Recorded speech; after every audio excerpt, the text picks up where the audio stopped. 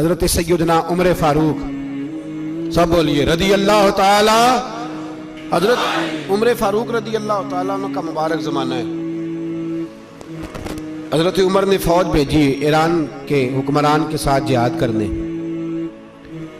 ایران کے بادشاہ نے 2 عیسائی جاسوس بھیجے، کہنے لگا ذرا پتہ تو کرو مسلمانوں کا رات کا طریقہ کیا ہے، میں صف بندی کراتا ہوں۔ وہ ساری رات صف بندی کراتا رہا۔ 2 جاسوس آئے مسلمانوں کی معلومات کرنے۔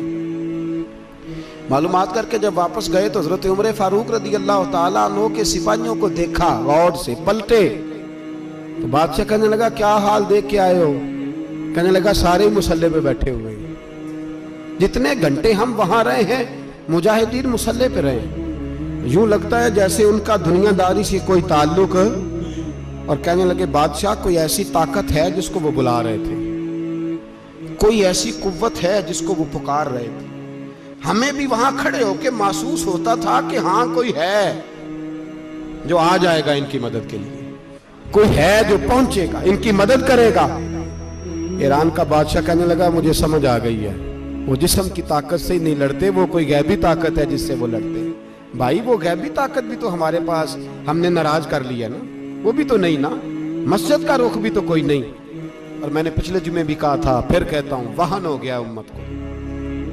نبی پاک نے فرمایا امت کو وہ کیا ہے، دنیا سے محبت ہو گئی ہے، موت سے کراہت ہو گئی، وہن ہے۔ صحابہ کرام کو موت سے بڑا پیار تھا، موت سے بڑی محبت کر، ہماری طرح نہیں۔ وہ کہتے تھے مریں گے تو منو مٹی، تو وہاں ٹھیک ہے عذاب قبر حق ہے، لیکن میں کہا کرتا ہوں سالوں کے بعد جو پردیس سے ماں کے پاس آئے، ماں اسے عذاب نہیں دیتی، اس کا ماتھا چوما کرتی ہے۔ اور بھائی جو رب کریم کی بارگاہ میں جائے گا تیرا کیا خیال ہے، گل سڑ جائے گا؟ مدینے والے حبیب نے فرمایا قبر المومن روضۃ من ریاض الجنہ، فرمایا میرا مومن جب قبر میں جاتا ہے تو اللہ جنت کے سارے دروازے کھول دیتا ہے، وہ تو اللہ کی رحمت میں پہنچتا ہے۔ کون کہتا ہے مومن مر گئے، وہ تو قید سے چھوٹے اپنے گھر گئے۔ کون کہتا ہے قبر میں عذاب ہے تو صرف عذاب ہی ہے، ہاں مجرم کو سزا ملے گی، لیکن مومن ہمیشہ جہنم میں، وہ بالآخر جنت میں جائے گا، بالآخر جنت میں جائے گا۔ اور کسی درویش نے بات کی، وہ کر کے چلے گئے، پر کمال ہی کر گئے، کہنے لگے دوزخ میں میں تو کیا، میرا سایہ نہ جائے گا، کیونکہ رسول پاک سے دیکھا نہ جائے گا۔ نبی پاک سید عالم علیہ السلام کے غلام تو دیکھو نا، ساری زندگی عمر فاروق، بخاری پڑھو تو صحیح، ساری زندگی عمر ہر نماز کے بعد کہتے تھے اللہم ارزقنا شہادت فی سبیلک، اللہ بسترے پہ موت نہ دینا، موت مجھے شہادت کی دینا۔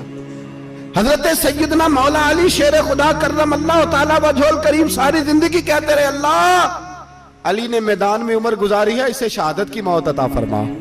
وہ بھائی یہ تو شہادتیں مانگنے والے۔ حضرت امام حسین میدان کربلا میں کھڑے تھے، شمر کہنے لگا حسین تیری چاروں جانب موت ہے، تو آپ فرمانے لگے تجھے ابھی ہمارا پتہ ہی نہیں، موت سے تو ہمارا پیار چلتا ہے۔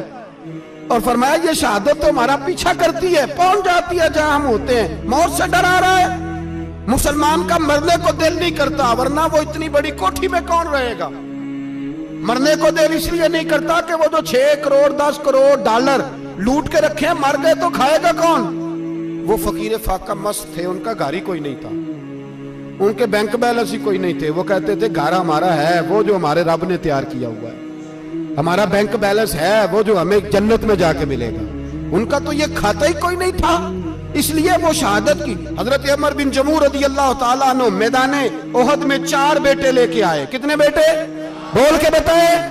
4 بیٹے لے کے عمر بن جموع آئے، اور خود ایک ٹانگ سے لنگڑے سے آپی ہیں، ٹانگ چھوٹی ہے۔ حضور کے سامنے کھڑے ہوئے کہا محبوبہ میرے 4 ہی تھے، میں 4 لے آیا ہوں، قبول کر لے۔ تو حضور نے فرمایا تو کیوں تلوار اوڑے آیا ہے، یہ تو نے کیوں گلے میں اسلحہ ڈالا ہوا ہے؟ کہا یا رسول اللہ میں نے بھی تو جانا ہے نا۔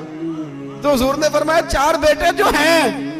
تو حضرت عمر بن جموع نے بات کی، صحابہ کہتے ہیں ہم لبوں سے مسکرا رہے تھے، آنکھوں سے رو رہے تھے، کیا عجیب انداز ہے۔ حضور نے فرمایا عمر 4 بیٹے جو آ گئے تو رہنے دے۔ تو حضرت عمر رو پڑے، کہنے لگے محبوبہ کیا لنگڑے جنت میں نہیں جائیں گے؟ کیا حضور میں لنگڑا ہوں تو میرے لیے جنت کوئی نہیں؟ میرے حبیب پاک سید عالم صلی اللہ علیہ وسلم نے فرمایا عمر تو ضرور جنت میں جائے گا. کہا محبوبہ پھر بچے بعد میں جائیں گے, میں پہلے میدان میں جاؤں گا. ایک بی بی 4 بیٹے لے کے آئی احد میں.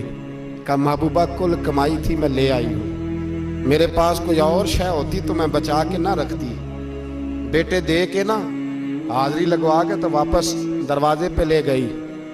تو حضرت سیدنا عبداللہ ابن عمر فرماتے ہیں بی بی بول رہی تھی تو میرا جذبہ جہاد بڑھ رہا تھا.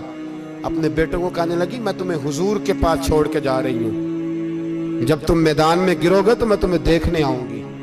دیکھنا تمہاری پشت پہ کوئی زخم نظر نہ آئے, جتنے تیر کھانے ہوئے سینے پہ کھانا, جتنے تلواروں کے نیزوں کے زخم برداشت کرنے ہوئے یہاں کھانا, پشت پہ زخم نظر نہ آئے.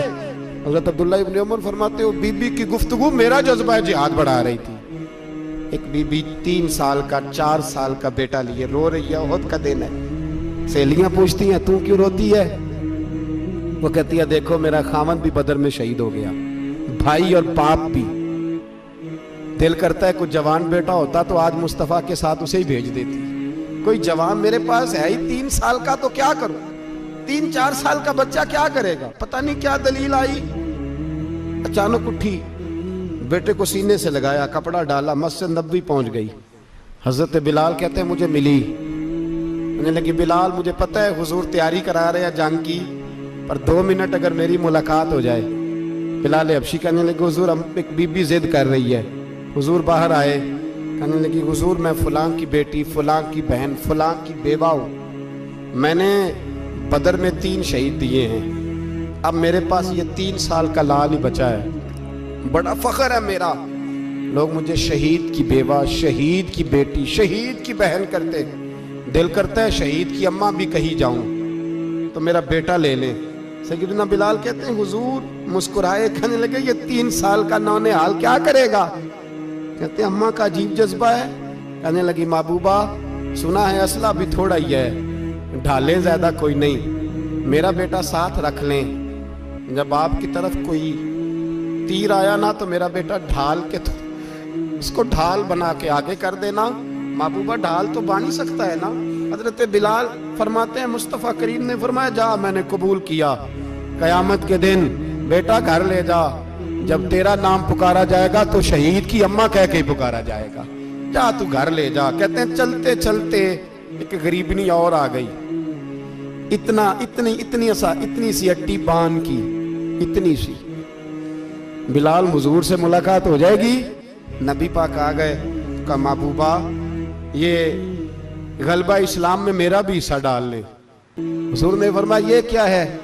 کہنے لگے حضور خامد فوت ہو گیا, اولاد اللہ نے بے نیازی سے دی نہیں, سویرے چرخہ کاٹ کے رزق حلال کھاتی ہوں, میرے پاس نا یہ اتنا سا بان ہے, ایک گھوڑے کی لگام بن جائے گی.